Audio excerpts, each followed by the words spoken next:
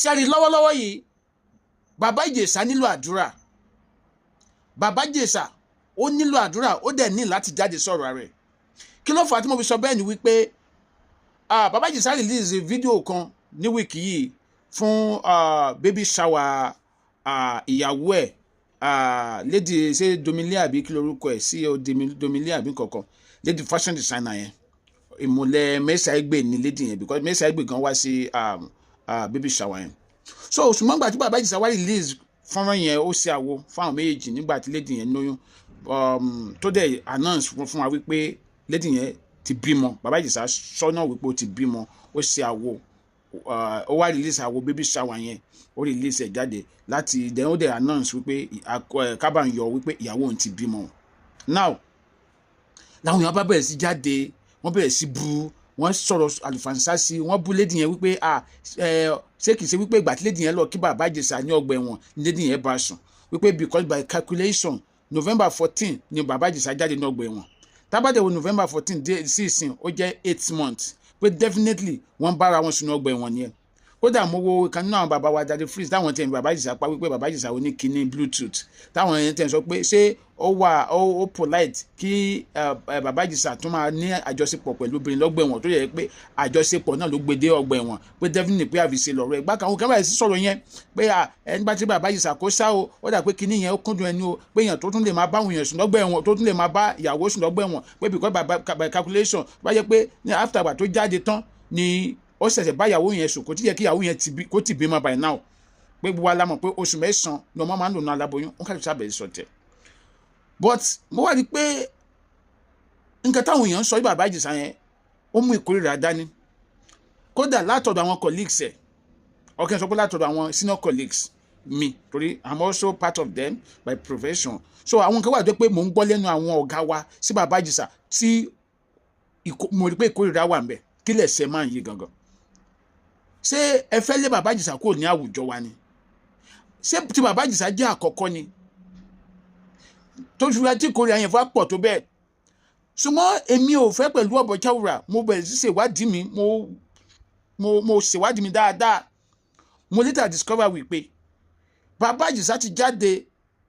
before gbà tí wọ́n tẹ̀ wá ṣe public announcement yẹn that is just the truth and the fact tí mo fẹ́ kẹ́ mọ̀ lẹ́nìí ó ti jáde nínú àwọn tí ó bá mi sọ̀rọ̀ someone told me pé ó ti jáde 2 months before gbà tí wọ́n ṣe announce publicly yẹn ẹnìkan ni ó ti jáde bí 1.5 months or a month bó ilé tí mo dì mú dáadáa tí ó dá mi lójú dáadáa ni pé ó ti jáde kó tó di pé wọ́n announce publicly yẹn kí ìwé ìròyìn tó gbé mọ̀ pé ìwé ìròyìn gbé ẹ tẹ́ bá wò báyìí ẹ pé premium gbé ní pé ó jáde ní November 14 but ó ti jáde before that period because ó ṣeéṣe nígbà tó jáde lóòótọ́ ó máa ní láti refresh ara ẹ̀ ó lè lọlé wọ́ọ́rọ́wọ́ kó lọ relax pé bí àgbà tí ó ṣe ń wà òkè díẹ̀díẹ̀ because ẹ má gbàgbé wípé ó pọ́sì kúrẹ́ níbẹ̀ kó ti ná ìlera ọ̀ kó ti ẹ̀mọ̀ kó ti ní àwọn ìpèníjà míì tó yẹ kó tàbí kó ti káwọn ẹbí ẹ̀ ti miss ẹ̀ tàbí rẹ̀ níbẹ̀ gan kójú sì máa tì so ó máa ní láti kọ́kọ́ lọ relax so ìgbà tí ìwé ìròyìn gbé làwọn ń calculate which is November 14, 2025 ṣùgbọ́n by my own investigation wọ́n ní ó ti jáde before that period so and nǹkan mi ni mo fẹ́ kẹ́yìn èèyàn mọ̀ ní wípé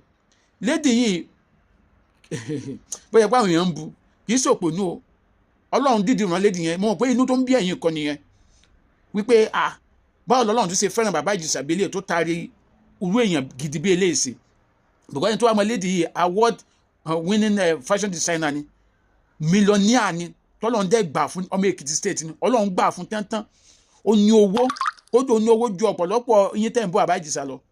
so Ọlọ́run rán sí bàbá Ìjẹ̀ṣà ni sẹ́yìn wá wò wípé ó pọ́sì kan máa fẹ́ra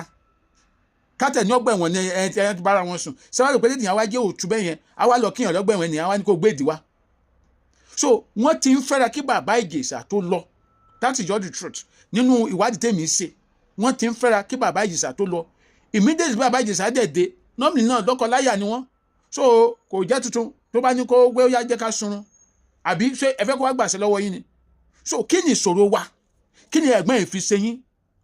ó dà pé ń sìn tọ̀rọ̀ náà sìn àwa gan máa jáde fún ẹ̀yin ọ̀tá bàbá Ìjẹ̀ṣà. Bàbá Ìjẹ̀ṣà ti ṣàṣìṣe mọ́ṣe àti báwí, ìjọba ti báwí. Ṣé ẹ fẹ́ kó gbá ayé mọ́ ni? Ṣé ẹ fẹ́ kó gbé ayé mọ́ ni? Ẹ dá mi náà, nǹkan tí ọ̀pọ̀lọpọ̀ yín dẹ̀ ń ṣe lábẹ́lẹ̀ ó burú ju bàbá Ìjẹ̀ṣà lọ. Kódà gan ní industry yẹn, ṣé bí industry yẹn tèmi náà wà. Ọ̀pọ̀lọpọ̀ yín tẹ̀ ń jáde tẹ́ jẹ́ senior colleague mi yìí, tẹ́ jẹ́ colleague bàbá Ìjẹ̀ṣà, àmọ́ yín náà. Àmọ́ wà tẹ́yìn gan ṣe. Àmọ́ àwọn ọmọ tẹ́ ti bà láyé jẹ́ ní industry yẹn. Nígbà táwa yìí that was a period táwa gan wò pé maybe we should marry from industry. Bọ́n bá ta discover wípé púpọ̀ àwọn ọmọ tá à ń kọnu sí náà lẹ́ti bà tètè. A ní láti sá kúrò mbẹ́, a ní láti náwó síta ni. Ọ̀la pé àṣírí yín ò tí tù ló jẹ́ kẹ́rù pé saint ni. Most of ẹ̀yin tẹ́ ẹ̀jẹ̀ obìnrin náà ṣé bá àmọ́ nǹkan tí wọ́n ti sọ yín dà ní industry yẹn. Yes, I must be sincere now. Àwọn nǹkan tí sọ yín dà ní industry yẹn. How many of you lẹ́ni happy home, lẹ́ni stable marriage náà yín obìnrin yẹn? How many of you tẹ́ ń bú bàbá Ìjẹ̀ṣà, tẹ́ ń bú lady yẹn sìn? How many of you lẹ́ ń gba lẹ́wà ní ọkọ nu yín? So ẹ rò pé saint ní àbí ẹ rò pé ẹ mọ́? Ẹ ṣọ́ra yín o. Ẹ má jẹ́ ká túra wa jáde bí ọmọ ìjọ mẹ́jọ. Okay, because tábà ní ká padà máa tú sí náà nǹkan kó kẹ́yẹ pé ó máa tàbù pa industry yẹn lápapọ̀ ni. So a mọ ibi tó ń kálukú yín fi sí. So ẹ ṣọ́ra yín gidi. Ẹ fi bàbá Ìjẹ̀ṣà sílẹ̀. And nǹkan tí mo sọ pé ẹ̀gbọ́n ní ìdí àdúrà ni pé ẹ̀gbọ́n ẹ jáde dáadáa sọ̀rọ̀ ara yín lórí ìkórìíra. Yes.